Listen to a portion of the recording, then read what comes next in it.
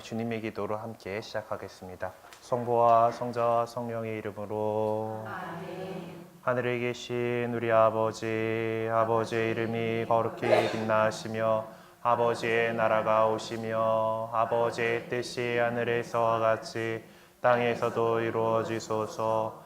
오늘 저희에게 일용할 양식을 주시고 저희에게 잘못한 일을 저희가 용서하오니 저희 죄를 용서하시고 저희를 유혹에 빠지지 않게 하시고 악에서 구하소서.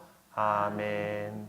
성부와 성자와 성령의 이름으로. 아멘. 네, 한 주간 잘 지내셨습니까? 네.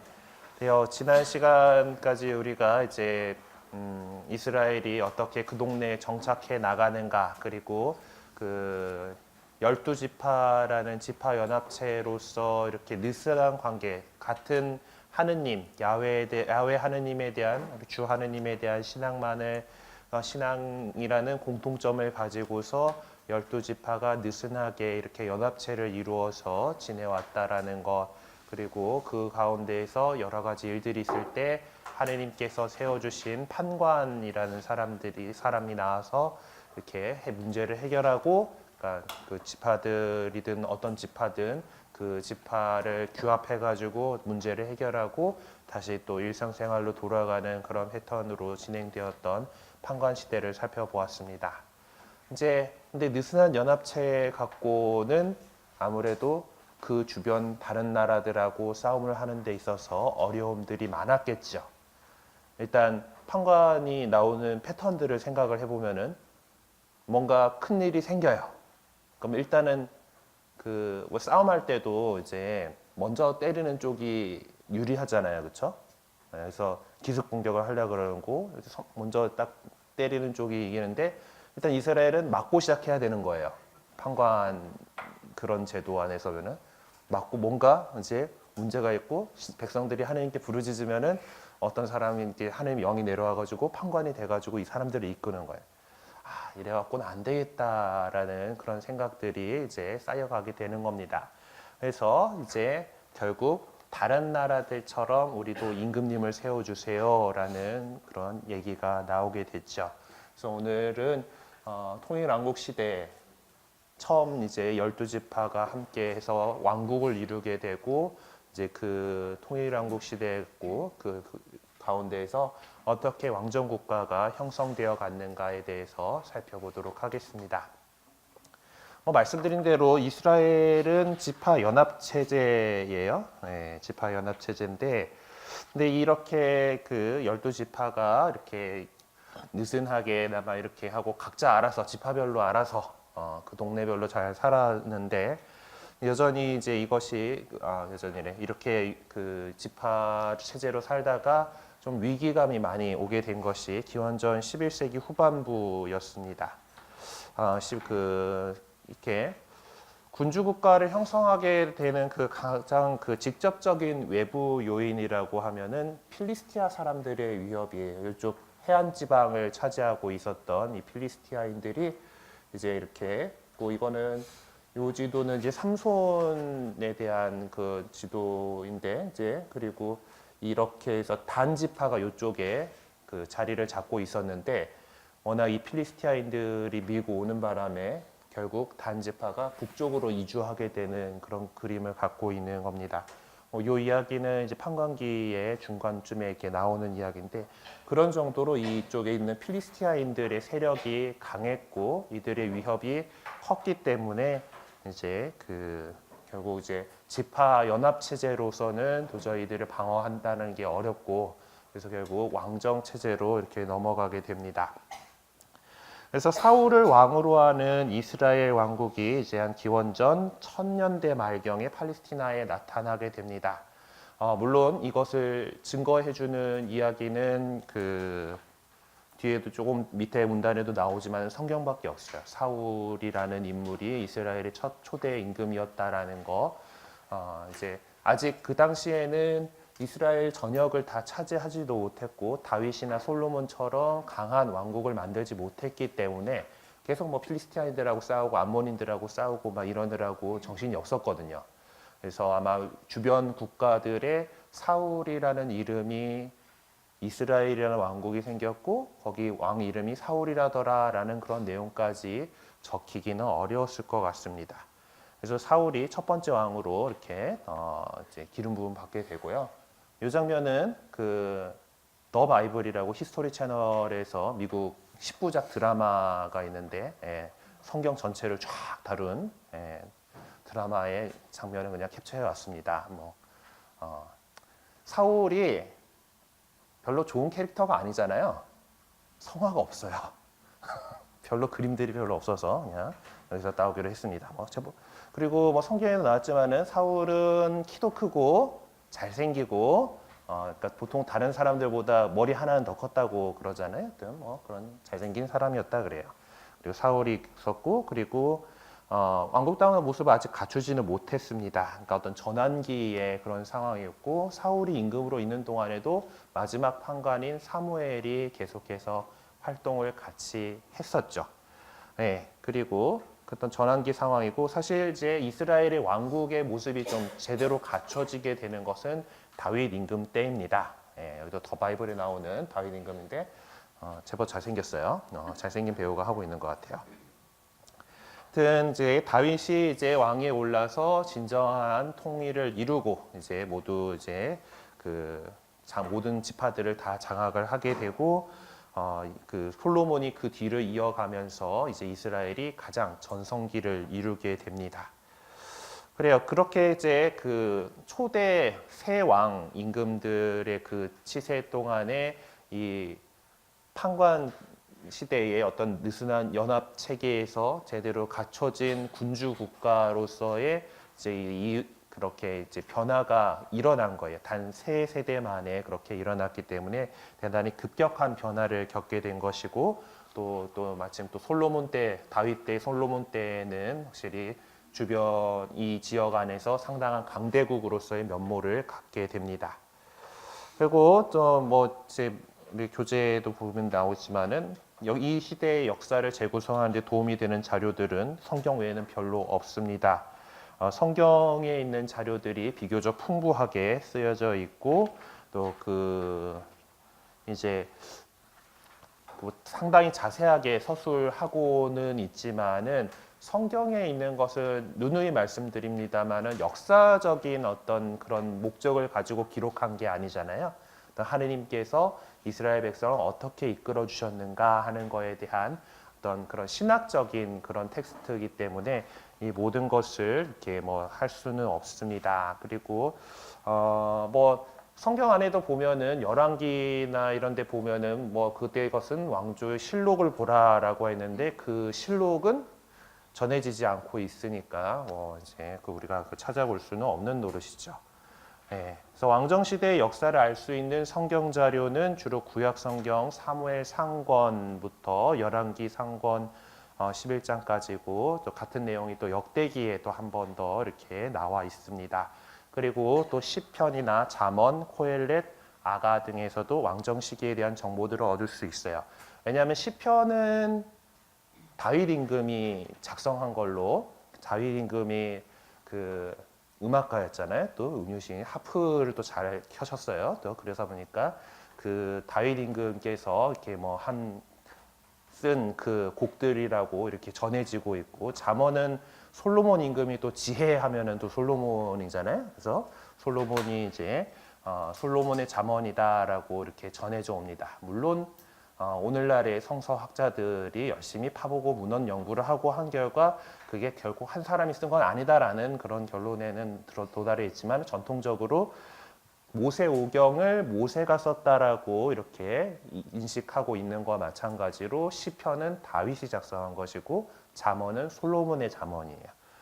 코엘렛에도 이제 전도서라고 예전에 했었잖아요. 공동 번역 때 그 전도자라고 하는 이 사람이 누군지는 확실하게 드러나지는 않지만은 역시 이것도 솔로몬에게 이제 어떤 갈래를 이렇게 두고 있습니다. 이제 이런 부분들을 통해서 그리고 그 안에서 여러 가지 모습들에서 거기 적혀 있는 것들 안에서 이제 왕정 시대의 여러 가지 사고나 어떤 생활 모습들을 조금 파악할 수가 있습니다.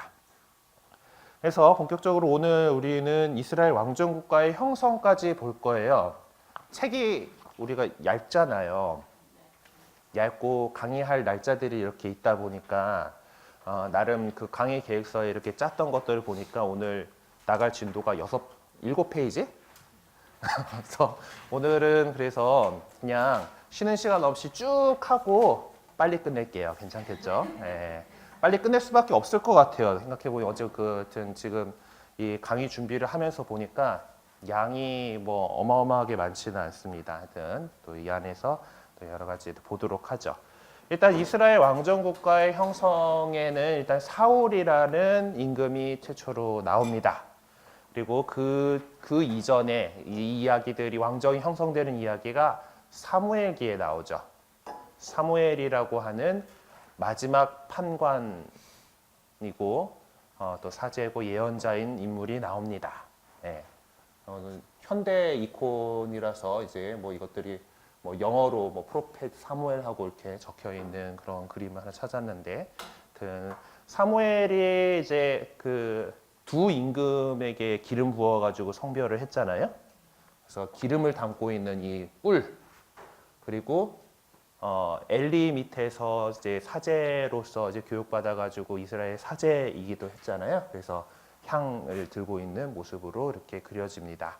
그리고 이제 그 뭐 더 바이블에 나오는 이제 그런 모습인데, 또 많은 곳에서 이렇게 이 보자기 이거를 이렇게 쓰고 있는 모습으로 표현이 돼요. 네. 그리고 이 사무엘이라는 인물은 이제 판관이었고 마지막 판관이라고 얘기되고, 그리고 사제였고 예언자로서 이 이스라엘의 왕정 형성에 중대한 역할을 하게 됩니다. 우리가 잘 알고 있는 그 유명한 그림이 있죠. 택시기사님들, 개신교 다니는 택시기사님들이 많이 붙이고 다니는 오늘도 무사히 하고 되게 예쁘장한 남자아이가 기도를 하고 있는 모습이 있는 그림이 있습니다. 그 그림 찾으려고 그랬는데 못 찾았어요. 어쨌든 사무엘이 어릴 적 그 모습입니다. 사무엘은 한나라고 하는 어머니가 있었죠. 한나는 아이를 못 낳는 여자였어요. 뭐 요즘에야 뭐 애들 없으면 없는갑다 하고 우리 둘이 잘 살자였지만은, 농업을 하던 그 시절에는 아이가 없다라는 거는 노동력이 없다라는 얘기고, 그리고 되게 그 뭐 지금도 사실 아이가 없어서 고통받고 있는 부부들이 많이 있지만은 그 당시에는 그게 더 심했기 때문에 이 한나는 늘 실로의 성전에 가가지고 계속해서 하느님께 기도를 드리고 이렇게 있었어요. 어느 날 기도를 드리면서 하도 이제 서운해갖고 이제 몽도와 울고 있으니까 이 실로의 그 사제였던 엘리가 이제 이 대낮부터 술에 취해가지고 이러고 있으면 안 된다고 이렇게 얘기를 그렇게 했는데, 저 소녀는 저희가 그 술에 취한 것이 아니고 저희 신세가 한탄스러워가지고 이렇게 하나님 앞에 이러고 있었습니다. 막 하고 나서 그런 일이 있고 나서 이제 아이를 갖게 됐어요. 그 아이가 사무엘이었고, 그 사무엘을 이제 젖을 떼고 난 다음에 이제 실로에 이제 데려가 가지고 엘리한테 맡깁니다. 봉헌 아예 그냥 거기서 이제 잘 하느님께서 주신 아이니까 하느님이 사람으로 잘 키워주십시오 하고 이렇게 맡기는 장면을, 이제 중세에 그린 그림이다 보니까 이제 좀 이런 분위기로 그려놨어요. 절대 저렇게 화려하게 뭔가를 할 수 있는 시대가 아니죠. 절대 그렇긴 합니다만은 제 귀가 이상해졌어요. 목소리가 바뀌었어요. 지금 혹시 소리가?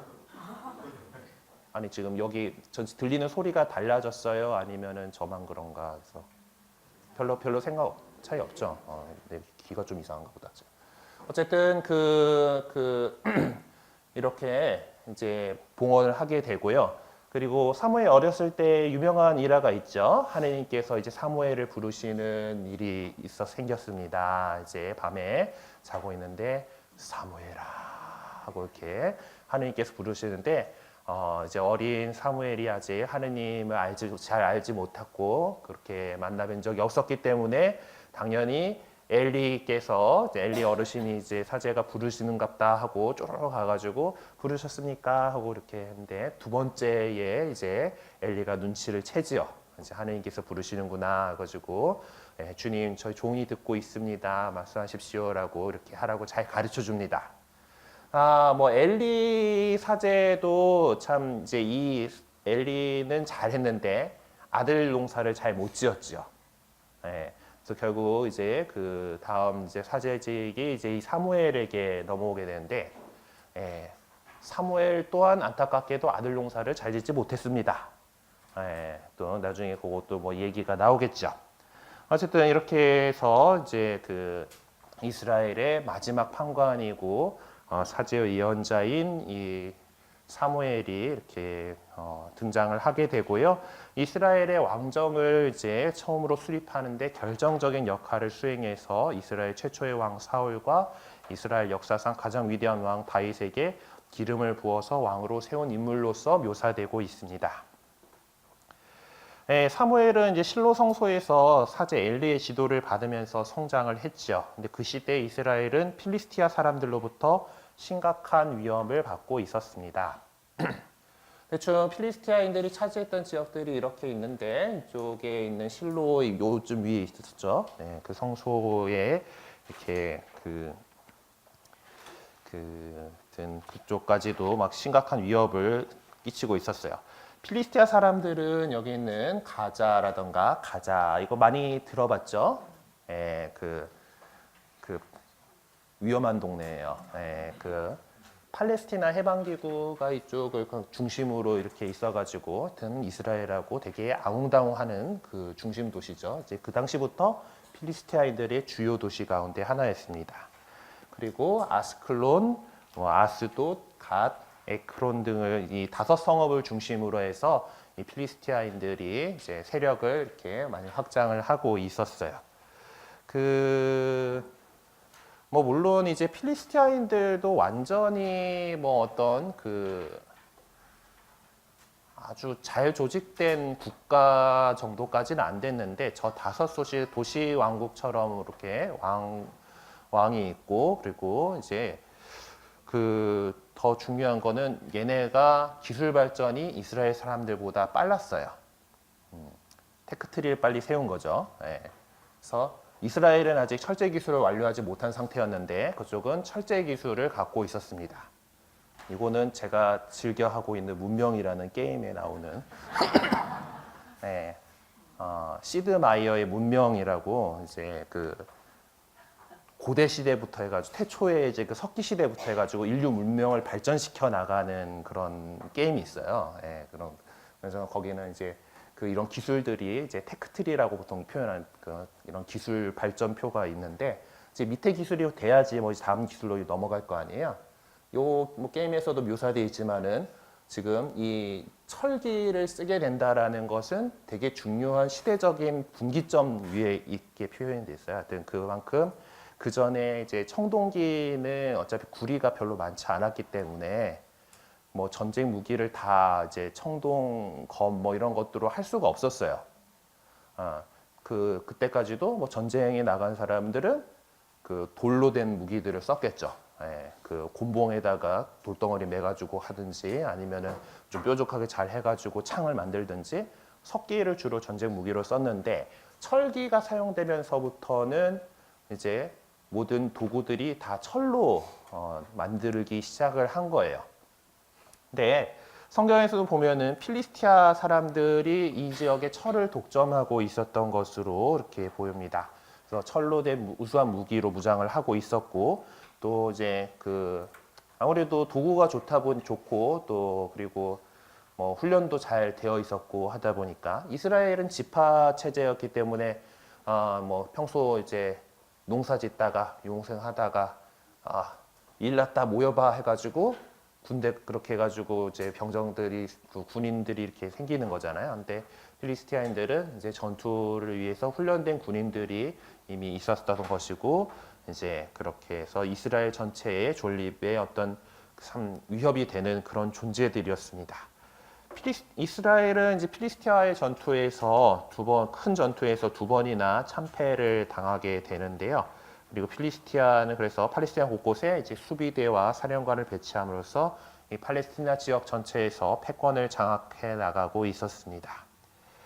그래서 그 갈릴리아 지역이나 뭐 요르단강 동쪽을 제외하고 네겝 지방, 중부 상하 지방의 상당 부분을 장악한 필리스타 사람들이 이제 이스라엘 사람들이 어떤 지역을 완전히 점령하지는 못했지만은 또 이스라엘도 그 거기에 뭐 대응을 제대로 하지 못했던 그런 상황들이었죠. 이런 혼란한 시기에 엘리의 뒤를 이어서 이스라엘의 새 지도자로 사무엘이 등장을 했고요. 그러면서 라마를 중심으로 베텔, 길갈, 미츠바를 순회하면서 판관과 사제로서의 임무를 수행하게 됩니다. 뭐 다른 판관들과 마찬가지로 사무엘 역시 지파 또는 특정 지역 안에서 자신의 역할을 수행한 것으로 보입니다. 모든 지파들에게 다 영향을 끼치지는 못했다라는 얘기죠. 물론 사무엘이 이스라엘 백성을 이끌고서 필리스티아와 싸워서 승리를 거두기도 했지만은 완전히 그들을 몰아낸 것은 아니었고 일시적으로 위협을 좀 제거하는 정도에 그쳤습니다. 그러니까 이런 상황 속에서 이스라엘의 지파연합은 힘을 쓸 수가 없었죠. 일단 철 생산에 대한 어떤 그 기술도 없었고 그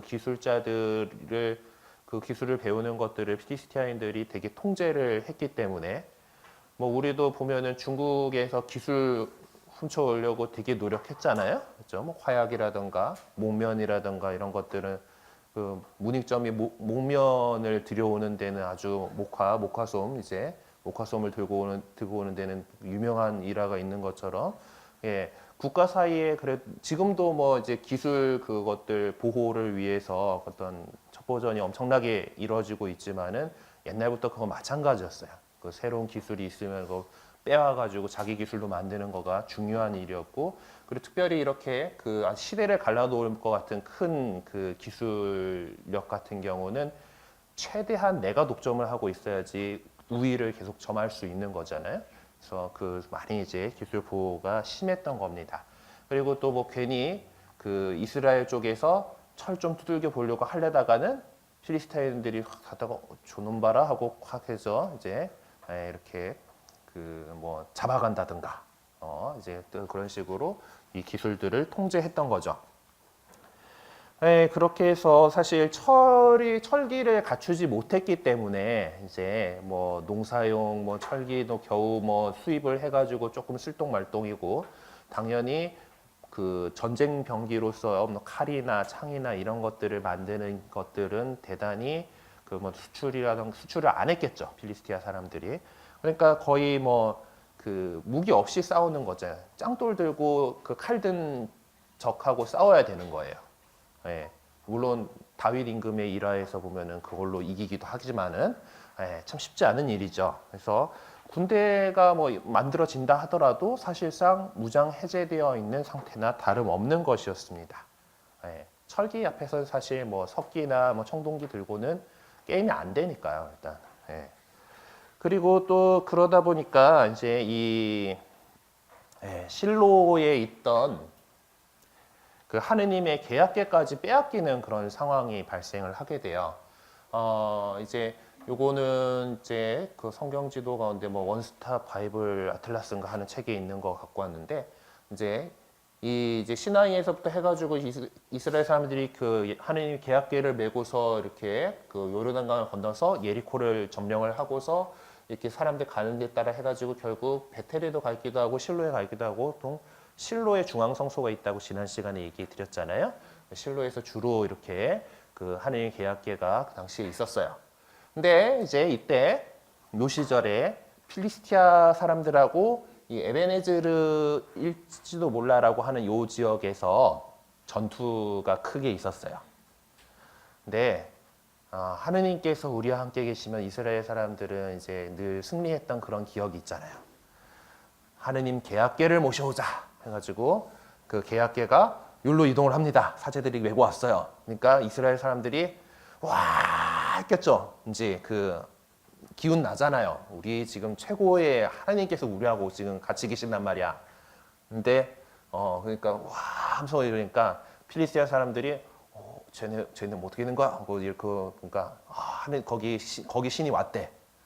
그래서 그러더만은 필리스티아 사람들이 망했구나 하면서도 우리 어차피 죽을 것 싸우자 해서 필리스티아가 이겼어요. 되게 그 성경에 써져 있는 것들 보면 되게 허무해 막.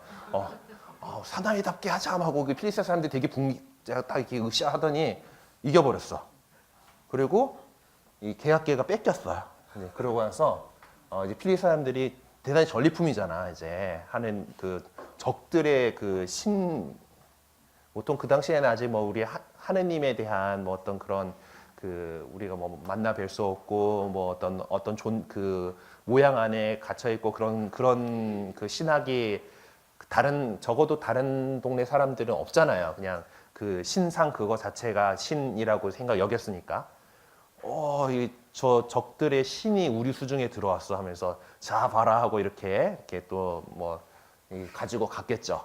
동네도 이렇게 가지고 이리저리 갖고 댕겼는데 또 하나님께서 이 저놈들이 이렇게 왔다 하니까 화나셨죠.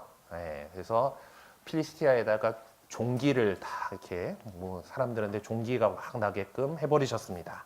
그래서 그 하도 고통을 받다 보니까 저거 우리 갖고 있어 안 돼 돌려줘 해가지고 이렇게 해서 얘들이 이까지 갖고 와가지고 이스라엘 사람들이 받아갖고 와서 이렇게 다시 이쪽으로 갖고 오는데 키르앗 여아림이라는 데에 머물렀을 때 어쩌다가 그 뭐 들고 가던 사람이 삐끗해가지고 계약계에다 손을 만졌다가 죽었어요. 더 이상 옮기면 안 되겠다. 그래갖고 여기서 이렇게 한참을 머물게 됩니다. 어쨌든 그렇게 계약계까지 이렇게 빼앗기고 이렇게 그 많이 엄청나게 이제 이 옛 질서가 막 붕괴되어 가는 거죠. 필리스티아 사람들의 어느 그런 그 위협 속에서 이쪽이 워낙 강해졌다 보니까. 그러다 보니까 이스라엘 사람들이 왕을 요구하게 됩니다. 일단 왕을 요구하게 된 배경은 내부적인 요인과 외부적인 요인으로 살펴볼 수가 있어요. 우선 내부적으로 엘리와 사무엘의 아들들이 사제의 직권을 남용해서 정당한 재판의 의무를 저버렸고 뭐 부조리가 판을 치고 치안이 엉망이었던 등 내부적으로도 단결이 안 된 거예요. 엘리나 사무엘 같이 정말 훌륭한 사제가 이렇게 잘 이끌었을 때는 상관이 없는데 아까도 말씀드렸지만 자식 농사를 잘 못 지었다 그랬잖아요. 그 바람에 사무엘 아들들 역시 별로 이렇게 하느님 뜻에 맞게끔 제대로 일을 하지 않았던 거예요. 그래서 이제 사람들이 이제 그런 부분들에서 이제 사무엘 당신도 이제 늙어가는데 이제 어떻게 우리가 이제 앞으로 또 뭐 이렇게 블레셋 사람들이 또 필리스티아 사람들이 이렇게 쳐들어가고 다른 나라가 이렇게 침략해오고 할 때 당신 아들들한테 이렇게 뭐 우리가 하느님께 뭐 빌어주세요라고 해가지고 답을 얻을 수 있겠느냐 이런 생각 나오는 거잖아요. 그렇게 사제들이 개판인데 그러니까 이제 그런 부분들이 이제 불만이 이렇게 쌓여가고 있었던 것이고 그리고 또 지파들 사이에 어떤 경제력의 차이들이 생기게 됩니다. 뭐 이스라엘을 거기 팔레스티나 지역에 정착할 때부터 보면은 지파들이 차지한 땅 크기가 달랐죠. 그만큼 인구가 많이 차이가 났었다라는 얘기고요. 그리고 또 뭐 어디에 정착하느냐 따라서 그 주변에서 얻을 수 있는 자원들이 참 중요하잖아요. 농사가 좀 잘 되는 땅인지 뭐 유목에 가는지 어떤 뭐 그런 것들 아까 그 잠깐 보여드렸던 그 문명 게임을 하더라도 초기에 어디에 잘 떨어지느냐가 되게 중요해요. 주변에 자원들이 어떻게 있어야지 초반 딱 시작할 때 이게 그 주변에 있는 자원들이 좀 좋게 갖춰져 있어야지 이리저리 일이 편한데 뭐 이제 배정받은 그 지파들별로 이제 어느 곳을 차지하기로 이렇게 배정이 됐잖아요. 그것들이 이제 좀 별로인 땅에 있던 사람 그런 동네는 그거 뭐 많이 이제 그 발전하기가 어려웠을 거고 그리고 또 뭐 좋은 땅에 떨어졌다 그래도 그곳 사람들이 잘 해서 살려야지 이제 그러지 못하고 활용하지 못하고 그랬다라면은 역시 경제적으로 어려움을 겪을 수밖에 없는 거죠. 그리고 뭐 또 주변에 있는 그 침략받는 그런 것들도 또 요인이 돼요. 아무리 땅이 좋고 아무리 또 내가 잘하려고 이렇게 했는데 옆에서 자꾸 와가지고 침략을 하잖아요. 그러면 뭐 어떻게 발전을 경제 발전을 이루는 것보다 그것들 막아내는데 급급하게 되다 보면은 또 몰락하게 되는 거죠. 어떤 저 시대의 어떤 이런 부족이나 국가들의 그 흥망성쇠에는 많은 여러 가지 요인들로서 있었습니다. 근데 하여튼 그 12지파들 가운데에서도 특별히 므낫세, 에프라임, 베냐민 지파 중심으로 이제 부가 편중되었죠. 베냐민 지파가 나왔죠. 예, 사울의 베냐민 지파 출신입니다. 하여튼 사무엘이 처음 임금을 이제 세웠을 때 좀 그 아까도 뭐 얘기했지만 사울이 키도 크고 잘생기고 뭐 이제 건장한 청년이었다라고 이렇게 말씀드렸던 것처럼 그 지파도 잘 나가는 지파였고 이제 좀 그런 그 그냥 사람들의 어떤 그런 것들로 선택을 했을 수도 있겠다 싶은 그런 조건이에요. 물론 성경에는 하느님께서 점 찍어 주시는 걸로 나오긴 하지만은 첫 임금은 그렇게 됐었습니다.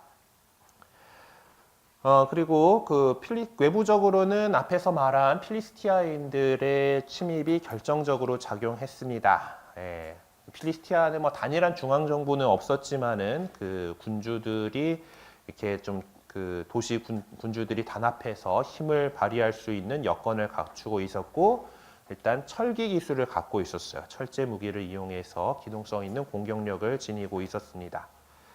필리스티아가 철 제품 생산을 독점한 것은 이스라엘로 하여금 비정치적이고 비군사적인 종족 연합으로 그냥 남아서 무기력하게 되도록 강요하는 것이었죠.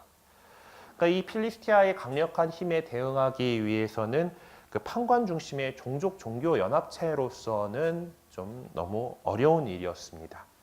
이게 대내적으로는 이렇게 여러 가지 분란과 인심이 이반되는 그런 상황이었고 대외적으로는 필리스티아라는 큰 강력한 적이 있는 상황에서 이스라엘 사람들은 왕을 중심으로 이렇게 단결해야 된다라는 그런 생각을 갖게 된 것이죠. 물론 사무엘은 처음에 왕정의 폐해를 들어서 반대를 했습니다.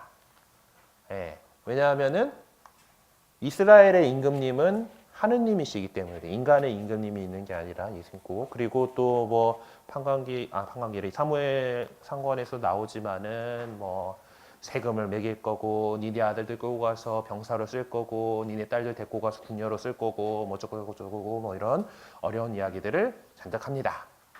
네. 근데 이제 뭐 그렇지만은 사실 뭐 이제 그런 것들은 뭐 이제 좋은 말이고 미사여구고 이제 아마도 사무엘 자신의 어떤 위상이 흔들릴 것을 좀 걱정을 했던 것으로 보입니다. 어쨌든 그 사무엘 역시 이제 필리스티아를 물리치기 위해서는 중앙 집권적인 군주제로 통일하는 방법밖에 없고 왕정을 원하는 사람들의 요구를 더 이상 거부하기 어렵다는 것을 깨닫고서 그들의 요청을 받아들이게 됩니다. 그래서 아까 그 바이블의 그 드라마에서 그 해당 장면만 잠깐 좀 보도록 하겠습니다. So, 자막은 못 달았어요. when you are gone, and the Philistines return, and we look to your sons to call on God, 당신 아들한테 하나님한테 will God answer? No, He will not. 하나님께서 대답하지 않으실 But 거라고. what do you want? 당신들이 원하는 게 뭐예요? A king, 왕. as other 다른 nations 나라들과 have. 똑같은 왕. But look what other 임금이요. nations' kings do. They become tyrants. They make slaves of their people. 일단 아까 한 얘기들이야. Not if they are chosen by God, 하느님께서 선택하신 anointed by 왕이라면 His 괜찮겠죠. righteous prophet, 하느님의 by 정당한 you. 예언자이신 당신께서 You 지명하신 would reject our God. God promised us this land. 하느님을 This is God's 내치는 kingdom. 행위요. He 우리에게 is our only 땅을 king. 주셨고 You 주셨습니다. have the ear of the Lord Samuel. You must ask him to choose a king for us. 하느님께 우리 왕이 어떤 분이 될지를 물어봐 주십시오. Leave me alone. All of you. I have given everything. Now they have rejected me. And you, God. But if you say I should give them a king, then of course I will. But who should it be?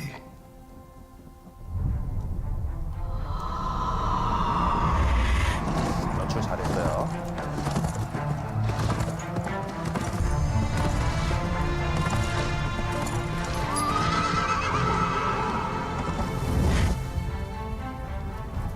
I see. That could never be me.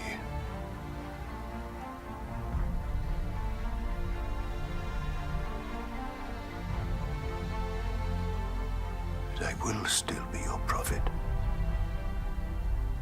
I can guide your king.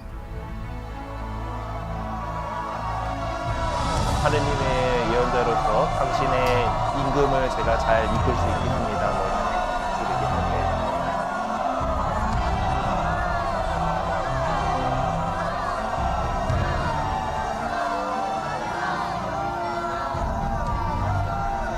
Saul, may you reign justly and wisely and according to God's law. I anoint you the first king of Israel.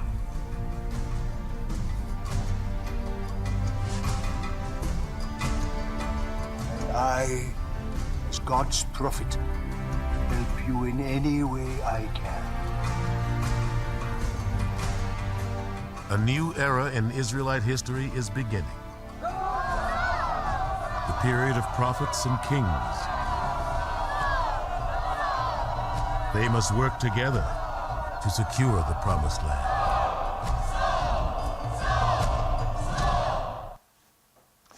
아무튼 그 막판에 나레이션이 싹 나왔잖아요. 이제 그 해석을 해드리자면은 이스라엘은 새로운 시대가 도달했다. 이제 예언자와 왕의 시대. 이 둘은 하느님의 약속된 나라 백성을 이끌기 위해서 협력해야만 했다. 하고 되게 의미심장하게 끝나요. 협력을 했을까요? 안 했을까요? 네, 안 했으니까. 네. 이러고 이제 그 바이블의 3화가 딱 끝나고 이제 왕정 시대 얘기가 들어가는데, 하여튼 사울이 이제 최초의 왕으로 이렇게 하느님의 예언자이고 하여튼 그 판관 마지막 판관인 사울의 사무엘로부터 이제 기름 부음을 받고서 임금이 됩니다. 성경에 따르면은 사무엘은 왕정을 갈망하는 이스라엘 사람들의 요구에 따라서 베냐민 지파 사울에게 기름을 부어서 그를 왕으로 세웁니다. 이 부분이 다른 나라 임금들하고 좀 다른 부분이에요. 그러니까 사제에 의해서 기름 부음을 받고 왕이 된 것은 이스라엘 왕정이 야훼 신앙을 바탕으로 해서 세워졌다라는 점을 되게 가리키는 그런 부분입니다. 뭐 이 부분에서 이제 우리가 이제 그리스도의 사제직 삼중 직무를 살아간다 그러잖아요. 그리스도라는 말 자체는 번역을 하자면은 기름 부음 받은 이이고, 구약 시대에 기름 부음 받은 이들은 그러니까 이렇게 임금이 있고 또 예언자들 그리고 사제들이, 그러니까 사제들이 제일 먼저 기름 부음 받음으로써 이제 성별됐었죠. 그리고 사제들, 뭐 예언자들, 왕, 임금들이 이렇게 기름 부음 받음이라는 그 예식을 통해서 성별되는 그런 부분들이 있었어요. 그래서 이제 우리가 그리스도의 삼중 직무를 얘기할 때 예언자직, 사제직, 왕직을 얘기하는 것이 이런 연언에서 나옵니다. 임금 역시, 그러니까 왕직에 대해서 얘기할 때 그것이 그냥 우리가 절대 왕정의 왕을 생각하고 막 내 맘대로 다 할 수 있고 이런 거가 아니잖아요. 왕이 갖고 있는 중요한 그 책임은 자기 백성들을 안전하게 이끌고 잘 살 수 있도록 하는 일이에요. 근데 그것이 그리스도교적이든지 이제 유다교적에서든 이제 야훼 신앙 안에서의 왕의 임무는 그것이 그냥 내 맘대로, 임금이기 때문에 내 맘대로 하는 것이 아니라 하느님의 뜻에 따라서 그 하느님의 백성을 잘 돌보고 잘 이끌어 나가는 일이다라는 그런 개념이죠. 하지만은 역시 권력이 집중되다 보면은 그런 원래의 생각 같은 것들은 잘 까먹게 마련인 것 같습니다. 어쨌든 그렇게 해서 기본적으로 이제 그 이스라엘의 왕정은 하느님 신앙의 바탕을 두고 있다라는 그런 거, 그리고 왕위에 오른 그 왕은 하느님으로부터 성별된 그리고 하느님의 대리자로서 어떤 신성한 존재로 여겨지게 되는 겁니다. 이 사울이 왕이 되는 이야기를 이제 살펴보면 한 두세 가지 전승이 섞여 있는 것으로 보입니다.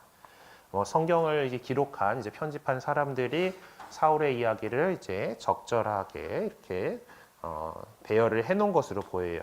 그러니까 사울이 왕이 되는 그런 과정이 좀 서로 다르게 묘사가 됩니다. 아까 드라마에서는 되게 사람들 앞에서 공개적으로 뭔가 이렇게 한 것처럼 표현이 되긴 했는데 성경 안에서는 좀 뭐 비밀리에 이렇게 찾아가 가지고 이제 그냥 이렇게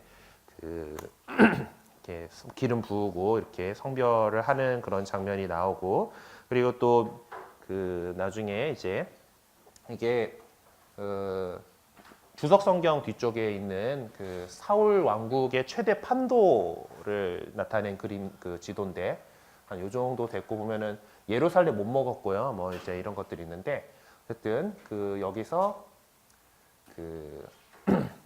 어디냐? 미츠바에서 공개적으로 이제 미츠파라고 여기 있죠. 미츠파에서 공개적으로 뽑혀서 왕이 되는 그런 모습이 나오고요. 그리고 암몬인들, 이쪽에서 오고 있던 암몬인들을 이제 물리치고 난 다음에 여기 길갈 맞지? 길갈에서 또 왕으로 추대되는 장면이 나옵니다. 한번 왕으로 추대됐으면 됐지 뭐 이렇게 왕으로 추대된 장면이 많아 뭐 이렇게 해서 그래서 한 두세 개의 전승들이 좀 섞여 있는 게 아닌가라고 이렇게 보고 있습니다. 어쨌든 왕정에 대한 사무엘의 태도 역시 좀 호의적으로 이렇게 나올 때도 있고 또 반대하는 것으로 나올 때도 있고 하는 좀 상반된 모습이 다 나타나요. 그러니까 이것들이 뭐 이스라엘 안에서 왕정에 대해서 이제 어떤 상반된 이견들이 어떤 갈등이 있었다라는 거, 그리고 좀 더 이제 판관 시대를 대표하는 사무엘과 예언자 사무엘과 이제 새로 뽑힌 임금 왕 사이의 어떤 갈등, 그런 것들을 암시하는 그런 장면이기도 합니다. 왕정이 아직 시작을 한 단계고 제대로 확립이 되지 않았기 때문에 왕이 어떤 여러 가지 역할들이 이스라엘 지파 전승들과 계속 지파별로 이렇게 해오던 거가 통일 왕국을 이루려 그러니까 이게 좀 충돌하는 부분들이 있었던 거죠. 그리고 왕이 이렇게 앞에 드러나게 되면서 사무엘이 이제 사제요 예언자 판관으로서의 그 역할들이 줄어들게 되는 것이죠. 왕이 더 나오기 때문에. 결국 이제 사울과 사무엘 사이의 갈등이 이렇게 깊어져 갖고 급기야 후에 사무엘은 사울을 배척하게 됩니다. 물론 성경에서는 사울이 제대로 너무 이제 사제 직분까지 막 이렇게 넘보는 그런 장면들이 나와요. 막 어떤 전투를 앞두고서 이제 하느님께 그래도 제사를 올리고 이제 출정을 해야겠는데 사무엘이 안 온단 말이에요.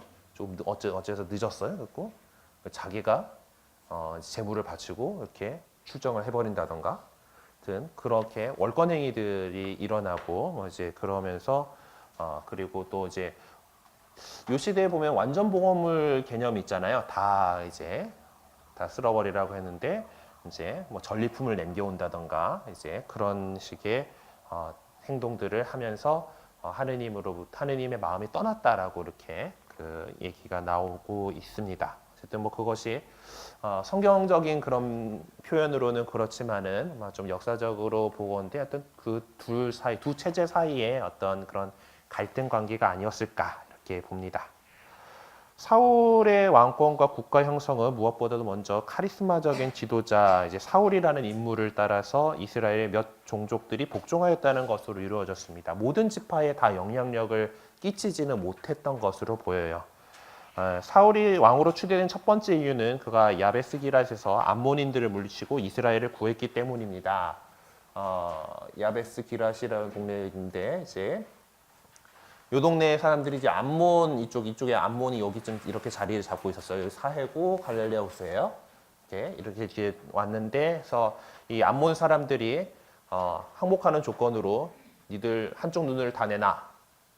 이 동네 사람들은 다 입구 눈이 되는 거야. 뭐 이런 식의 그 가혹한 조건을 내밀어 가지고 이제 그 기브아에 있던 사울에게 이제 도움을 청하고 사울에 가서 용명에 가가지고 여기 암몬인들을 다 내쫓아 버립니다.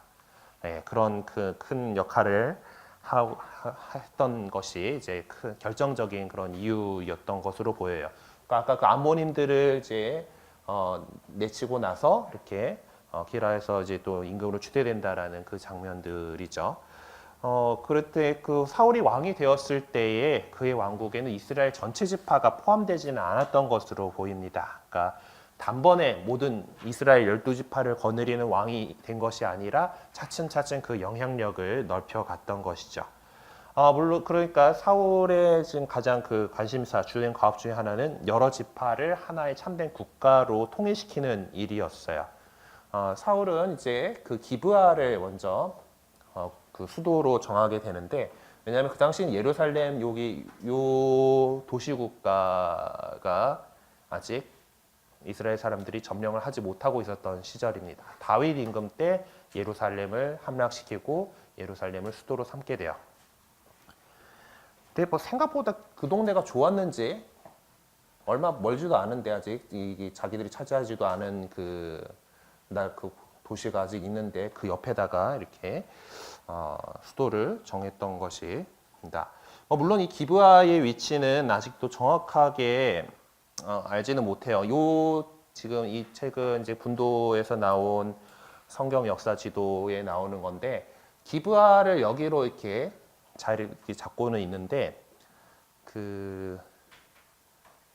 이쯤인지 확실치가 일단 않고요. 주석 성경에 있는 지도를 다시 보면은 같은 위치에 있는 도시 이름이 기브온으로 돼 있죠. 그래서 기브아가 맞는지 어쩐지 확실하지는 않다라는 그런 거로. 근데 뭐 이름이 비슷하고 하니까 뭐 그것 좀 해서 같은 곳으로 이렇게 볼 수도 있고, 학자들마다 연구한 그것이 좀 결과들이 달라서 그렇습니다. 우리 책에서 기브아의 위치는 아직 뭐 정확하게 밝혀지지 않은 것으로 일단 보고 있습니다. 사울 왕국의 영토 범위는 이제 사울의 아들인 이브보셋이 상속한 영역을 살펴봐서 이제 짐작을 할 수가 있는데요. 성경에서 이제 이브보셋이 이제 기랏, 아수르, 이즈레엘, 에프라임, 베냐민 등 온 이스라엘의 왕으로 묘사되고 있습니다. 이제 사울 임금이 죽는 게 이제 사무엘기 상권 끝날 때 이렇게 나타나게 되는데, 그 다음에 이제 사울의 아들인 이스보셋이 이제 잠시 이제 왕으로 이제 등극을 하게 되는데요. 그러니까 다윗 나름대로의 세력을 갖고 있고, 이제 그 사울의 아들인 이스보셋이 또 그 사울을 따르던 그 사람들을 해서 하게 되는데,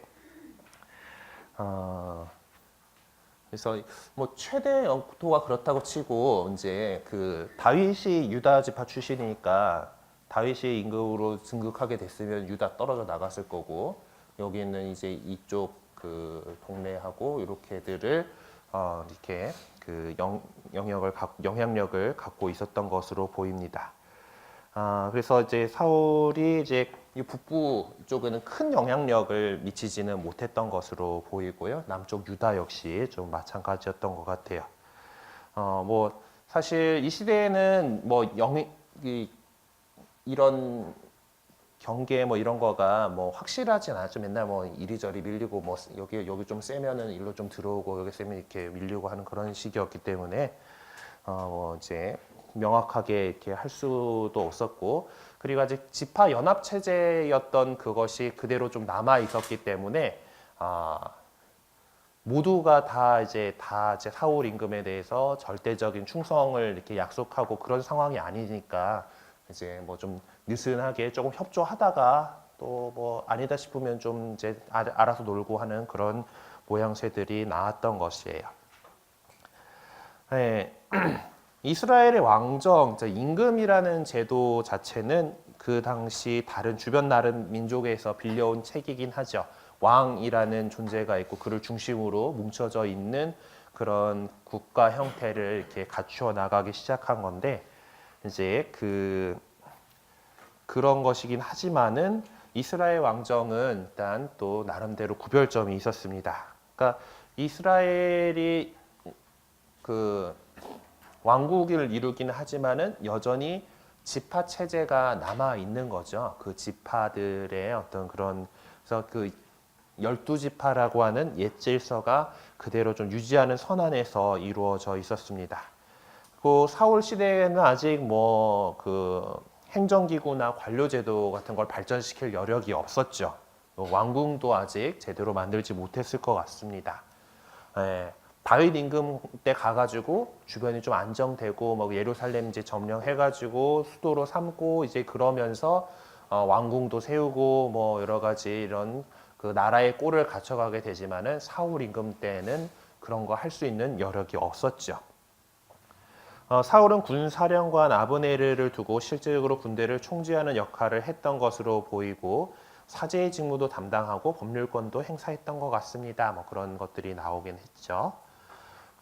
근데 뭐 왕이 생기면은 다 해결될 것 같게 느껴졌지만은 그랬다고 해가지고 아직 그게 뭐 바로 짠 하고 이루어지는 건 아니잖아요, 그렇죠? 어느 나라든. 그런데 사울의 통치 기간 내내 아무래도 다른 민족들과의 전쟁으로 채워졌습니다. 사울은 그래도 상비군을 조직을 한 것으로 보이는데요. 사무엘 상권에 몇 군데에서 이렇게 나오는데요.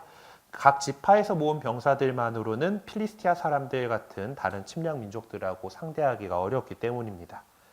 그래서 그 필리스티아 사람들하고도 싸워야 됐고 암몬 사람들하고도 싸워야 됐고 또 뭐 아말렉 뭐 이쪽도 하고도 싸우고 이제 많은 그 전투가 벌어졌고 사울이 나름대로 처음에는 상당한 성과를 거두었던 것으로 보입니다. 성경을 보면은 사울의 결정적인 과오는 하느님 법을 위반했다라는 것이에요. 그러니까 사제 직무를 남용했다라는 비난을 받고 있고요. 그리고 아말렉과의 전쟁에서는 지켜야 할 하느님의 명령을 어긴 것으로 묘사됩니다. 그러니까 전리품으로 뭐 남겨온 거죠. 그렇게 해서 이제 사무엘은 사울의 왕권을 공공연하게 부정하게 나서게 됩니다. 하여튼 뭐 그림들 찾아보다 보니까 하여튼 이런 거인데 하여튼 아까 얘기했던 하느님께 제사를 사울이 먼저 자기가 바친 거예요. 바쳐버리고 나서 이제 사무엘이 오니까 지금 변명하고 있는 상황이고 이때 하느님이 그 당신이 떠났다라는 것을 확 얘기를 하게 되죠. 네. 그리고 또 이제 여전히 필리스티아인들이 사울이 임금이 돼가지고 상비군을 조직해서 많은 군사적인 성과를 얻기는 했지만은 필리스티아인들을 몰아낼 만큼의 그런 결정적인 승리를 거두지는 못했다라는 거. 그리고 각 지파들이 여전히 아직까지 그 왕국으로 통합된 그런 게 아니라 뭐 이제 해오던 거 이제 왜 지방 토호들 막 이런 느낌이잖아요. 이제 그때까지 자기끼리 잘 살아왔는데 지금 임금이랍시고 이렇게 나와가지고 뭐 이렇게 하니까 그런 것들에서 협조가 잘 이루어지지 않았던 부분들도 분명히 있을 겁니다. 그리고 가장 또 결코 무시할 수 없는 원인은 새로이 등장한 젊은 영웅 다윗이죠. 네. 뭐 이제 그림들도 많이 보면은 뭐 사울 임금이 이제 정신병을 앓고 있었다라고 하는 일화가 있고 다윗이 또 하프 갖고 다 이렇게 수금을 쫙 해주면은 마음이 평안해져 가지고 이렇게 잠이 들곤 하였다 뭐 하는 그런 얘기 있어서 이제 궁중 악사로 이렇게 또 활동한 그런 뭐 이게 나와요. 다윗이 참 목동이기도 하고 악사도 하든 좀 음악도 잘하고 싸움도 잘하고 하여튼 뭐 되게 뭐 또 잘생기기까지 했겠지 또. 예. 하여튼 그런 인물을 표현했는데 이게 젊은 다윗이 또 부상을 하게 되니까 질투심이 너무 했던 거예요. 성경에도 나오지만은 이제 다윗하고 같이 뭐 이렇게 다 이제 출정을 하고 와가지고 돌아왔는데 이제 뭐 이런 뭐 사울은 수천을 치셨고 다윗은 수만을 치셨네라는 그런 뭐 동네 안악들의 그런 뭐 환호들인가 이런 것들 보면서 되게 그 질투가 심해졌다라는 거죠. 다윗에 대한 사울의 질투심은 다윗이 전쟁에서 이룩한 큰 성과와 그에 대한 민중의 지지, 그리고 다윗이 왕위에 오를 자로 유력해지는 것, 그리고 또 심지어 아들인 요나탄하고 다윗하고 절친이란 말이에요. 되게 그 친하고 막 그러니까 여러 가지에서 이제 사울이 이제 질투심이 너무 심해졌습니다. 하여튼 그러다가 이제 그 창으로 한번 이제 죽이려고 한 그런 사건이 있었는데 이제 그거를 묘사한 그런 작품인 것 같아요. 그래서 결국 이제 사울은 파국으로 치닫게 됐죠. 여러 가지 어려운 상황에서 고전하던 사울은 이스라엘 평야에서 필리스테아군에게 참패를 당하고 최후를 맞이하게 됩니다. 그래서 이때 이스라엘 군대는 괴멸했고 사울의 세 아들도 전사했고, 그래서 사울 자신도 부상을 입고서 자결하려는 장면을 그린 그림이에요.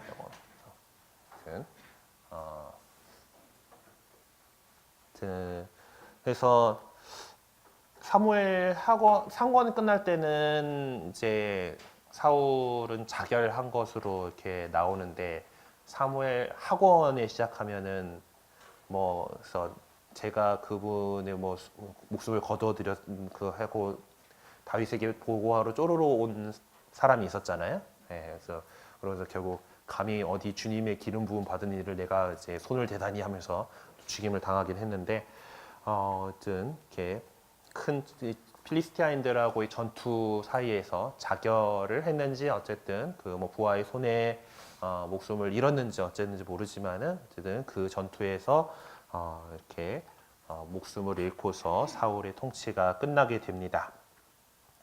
뭐 사울의 통치 시기에는 명확하게 알 수는 없습니다. 뭐 물론 사무엘상권 13장 1절에 나와 있긴 하지만은 그 기록은 좀 잘못된 것으로 보입니다.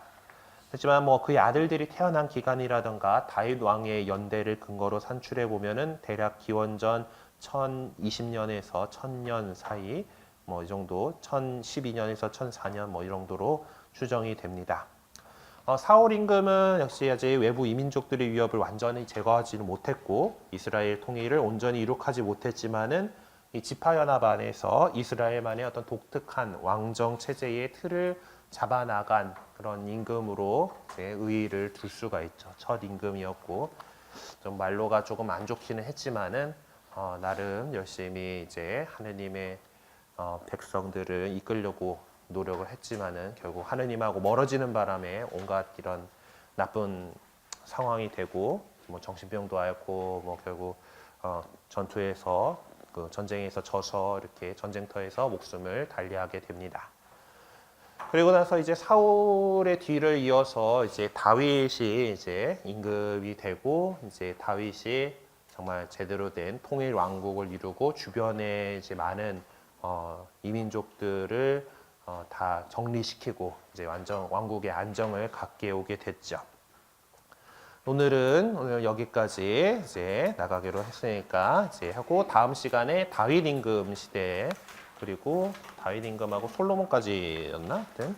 하여튼 왕국이 이제 전성기를 이루는 그 시기를 좀 살펴보도록 하겠습니다. 자, 혹시 뭐 오늘 내용이라던가 다른 것들에 대해서 질문 있으십니까?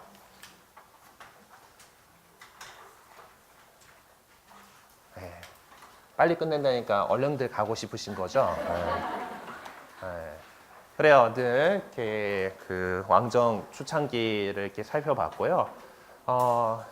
성경이 언제나 우리들에게 좀 신학적인 관점을 이렇게 계속해서 강조를 하고 있는 거잖아요. 어떤 그런 것들 중에 하나 중요한 부분들이 하느님의 뜻에서 벗어나게 되면은 하느님의 뜻에 따라서 그 길을 잘 걸어가고 있을 때는 흥하고 잘 살아가지만은 그러지 않고 이제 그 뜻에서 벗어나고 괜히 자기 욕심을 챙기고 이러다 보면은 망한다라는 이야기를 사울 임금의 이야기에서 우리에게 또 들려주고 있습니다. 우리가 늘 언제나 하느님의 뜻에 따라서 충실하게 살아가고 그리고 또 강조드리고 싶은 것은 우리 모든 세례 성사를 통해서 기름 부음 받은 이가 된 사람들이잖아요. 사제로서의 사제된 백성으로서 우리 그리스도인 모두는 기름 부음 받은 이이고 그 기름 부음 받은 이답게 예언직, 사제직, 왕직을 성실하게 수행해 나가야 됩니다. 그런데 오늘 이제 왕정에 대한 이제 이야기를 시작을 한 상황에서 왕직에 대해서 특별히 강조를 드리는데 어떤 데서는 이제 봉사직이라고 보통 얘기를 해요. 왕이라는 이미지를 갖고 있는 게 우리들이 보통 이제 절대 군주의 그런 거 안에서 갖고 그런 이미지를 갖고 있어서 임금이 멋대로 이렇게 뭐 사람도 죽이고 뭐 이제 법도 정하고 뭐 이런 건데 사실 많은 역사 안에서 그리고 특히 우리나라의 그 임금 조선 시대의 왕정 역시 어떤 그 법에 의거해서 이렇게 됐고 신하들이 늘 왕을 견제하는 그런 상태로서 이렇게 이루어져 왔죠. 그리고 기본적으로 어느 왕이든지 자기 백성을 잘 지켜내고 잘 살지 못하게 하면 잘 살게 해주지를 못한다라면은 쫓겨나기는 일도 이렇게 세상의 많은 역사들 안에 있습니다. 그래서 임금의 가장 중요한 일은 백성들을 안전하게 배부르게 이렇게 해주는 일이에요. 잘 살게 해주는 잘 산다라는 것에는 어떤 외부의 어떤 침입에서 침입을 막아주고 그리고 경제 잘 활성화해가지고 먹고 살기 좋게끔 해주는 그런 역할들입니다. 우리가 그리스도인으로서 왕직을 수행한다라고 한다라는 것은 나한테 맡겨져 있는 일들, 사람들에 대한 것들을 하느님 보시기에 좋은 방향으로 잘 다스려 나간다라는 일이에요. 그렇기 때문에 뭐 내가 책임을 지고 있는 뭐 우리 가족이든 뭐 아니면은 내 그 뭐 직장에서 부하 직원들이든 그들이 정말 그 나쁜 방법이 아니라 정말 하느님께서 바라시는 그 길에 따라서 살아가도록 하면서도 이제 충분히 먹고 살 수 있게끔 이렇게 챙겨주는 그런 역할들을 얘기합니다. 하느님의 뜻에 따라 살지 않고 이제 그냥 세상의 가치에 따라서 산다라고 할 때 우리는 좀 더 쉽게 뭔가를 할 수 있을 것 같은 유혹에 빠져들게 되기도 합니다. 그리고 뭐 단기적으로는 그렇게 해서 성과를 거두는 사람들이 있을 수 있겠죠. 하지만은 우리는 그리스도인으로서 그리스도의 왕직을 수행한다라는 것은 하느님 나라가 이 땅에 이루어지게 하느님의 뜻이 하늘에서와 같이 땅에서도 이루어지게 하소서를 우리가 실천해 나가는 사람들이라는 거예요. 사울 임금이 하느님의 뜻에서 멀어져서 망했던 것처럼 우리가 그런 길로 빠지지 않고는 하느님의 뜻을 따라서 살아가면서 정말 이 세상에서의 왕직을 잘 수행할 수 있었으면 합니다. 앞으로 계속해서 우리는 실패 사례를 보게 될 거예요. 그 하느님께 총애받았던 다윗조차도 또 잘못을 저지르고 그리고 또 뭐 그 뒤에 솔로몬도 그랬고 그 뒤에 임금들도 그러다가 결국 나라가 망하게 되는 그 꼴까지 이제 계속해서 봐 나가게 될 겁니다. 그런 실패 사례를 바탕으로 우리는 그래도 실패하지 않도록 또 하느님께 은총 청하면서 한 주간 살아가셨으면 좋겠습니다. 마친 기도로 영광송 함께 마치겠습니다. 성부와 성자와 성령의 이름으로 아멘. 영광이 성부와 성자와 성령께 와 같이 이제와 항상 영원히 아멘. 성부와 성자와 성령의 이름으로 아멘. 수고 많으셨습니다.